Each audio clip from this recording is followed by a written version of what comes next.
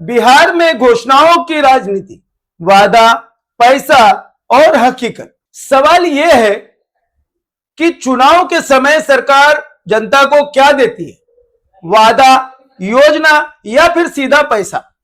और अगर किसी भी सरकार की बड़ी बड़ी घोषणाओं को चुनाव के पहले और चुनाव के बाद रख के देखा जाए तो तस्वीर थोड़ी अलग दिखाई देती है। बिहार में 2025 के विधानसभा चुनाव से पहले सरकार ने कई ऐसी योजनाओं और फैसलों की घोषणा की जिनका सीधा असर महिलाओं, बुजुर्ग, बिजली उपभोक्ताओं और युवाओं पर पड़ना था। और इनमें से कुछ बातें ऐसी हैं जिन्हें सिर्फ चुनावी वादा कहना गलत होगा, क्योंकि कुछ योजनाओं में वास्तव में पैसा लोगों के खाते में पहुंचा है। दूसरी तरफ कुछ घोषणाएं ऐसी हैं जो अभी भी लक्ष्य है, उपलब्धि नहीं। पर बढ़ोतरी की गई है। सोशल मीडिया पे श्रेणी ए के कॉलम में प्रतिस्थापन वीडियो के प्रदर्शन के 30 दिवस पूर्ण होने के बाद 1 लाख व्यूज से अतिरिक्त प्रत्येक 1 लाख व्यूज पर 10,000 रुपए की अतिरिक्त राशि देय होगी। एक वीडियो पर अधिकतम राशि 1 लाख रुपए। और यहीं से असली सवाल शुरू होता है। सबसे पहले बात उस घोषणा की जिस पर सबसे ज्यादा चर्चा हुई, मुख्यमंत्री महिला रोजगार योजना। सरकार ने कहा कि बिहार के हर परिवार की एक महिला को रोजगार या आजीविका शुरू करने के लिए शुरुआती तौर पर 10,000 रुपए दिए जाएंगे और अगर महिला उस रोजगार को सफलतापूर्वक शुरू करती है तो आगे 2 लाख रुपए तक अतिरिक्त सहायता दी जा सकती है। यहां एक बात साफ कर देना जरूरी है, 10,000 रुपए वाली बात घोषणा नहीं रही। बिहार सरकार के आधिकारिक रिकॉर्ड के मुताबिक 26 सितंबर 2025 को 75 लाख महिलाओं के खाते में 10-10 हजार रुपए यानी 7,500 करोड़ रुपए ट्रांसफर किए गए। 3 अक्टूबर तक यह संख्या 1 करोड़ महिलाओं तक पहुंच गई और 10,000 करोड़ रुपए ट्रांसफर होने की जानकारी सरकार ने दी। बाद में 28 नवंबर 2025 तक सरकार ने बताया कि 1 करोड़ 56 लाख महिलाओं को 15,600 करोड़ रुपए ट्रांसफर किए जा चुके हैं। फरवरी 2026 में यह आंकड़ा बढ़कर 1 करोड़ 81 लाख महिलाओं और 18,100 करोड़ रुपए तक पहुंचने की बात सरकारी रिकॉर्ड में दर्ज है। तो इस हिस्से पर फैसला क्या है? घोषणा सच, 10,000 रुपए का ट्रांसफर सच, लेकिन आगे मिलने वाले 2 लाख रुपए को हर महिला को मिल चुके हैं ऐसा कहना गलत होगा। सरकारी भाषा में भी इसे अतिरिक्त सहायता की संभावना और रोजगार शुरू होने के बाद आकलन से जोड़ा गया है, यानी 10,000 रुपए और 2 लाख रुपए को एक ही चीज समझना ठीक नहीं होगा। अब दूसरी बड़ी घोषणा पर आइए। 125 यूनिट तक बिजली मुफ्त मिलेगी। यह भी ऐसी बात है जिसे सोशल मीडिया पर कई बार सिर्फ चुनावी घोषणा की तरह पेश किया गया, लेकिन सरकारी दस्तावेज बताते हैं कि बिहार में घरेलू बिजली उपभोक्ताओं के लिए 125 यूनिट तक मुफ्त बिजली की व्यवस्था वास्तव में लागू की गई। अगस्त 2025 में ही बिहार सरकार ने 125 यूनिट मुफ्त बिजली उपलब्ध करने की जानकारी दी थी। 2026 में भी सरकार इस योजना के तहत करोड़ों घरेलू उपभोक्ताओं को लाभ मिलने की बात कह रही है। यहां भी एक जरूरी फर्क है।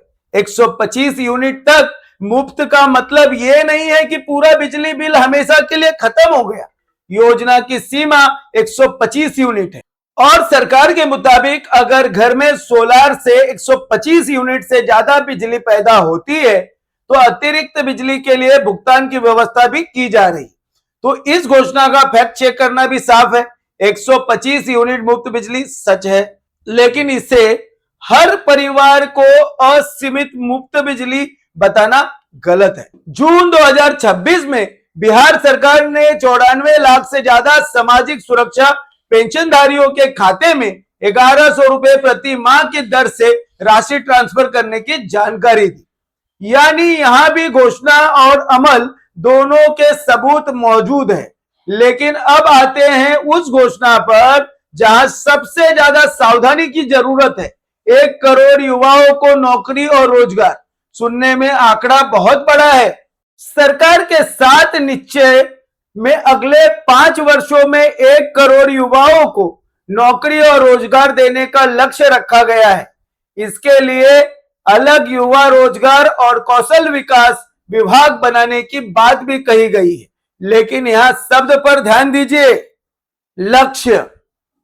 1 करोड़ नौकरियां पूरी हो चुकी है ऐसा सरकारी दस्तावेज नहीं कहता।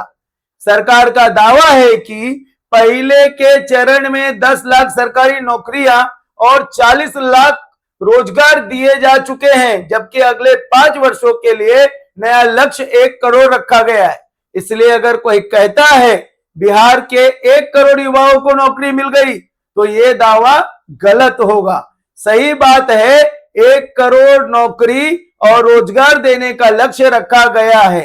अब आने वाले वर्षों में असली परीक्षा यही होगी कि लक्ष्य में से वास्तव में कितने युवाओं को स्थायी नौकरी मिलती है और कितने को रोजगार के दूसरे अवसर।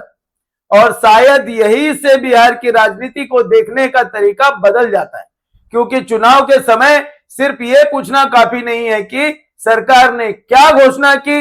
सवाल ये होना चाहिए कितने लोगों को मिला, कितना पैसा खर्चा हुआ, कितना लोगों को रोजगार मिला, कितने युवाओं को नौकरी मिली, कितने घरों का बिजली बिल वास्तव में कम हुआ और कितनी घोषणाएं जमीन पर पहुंची।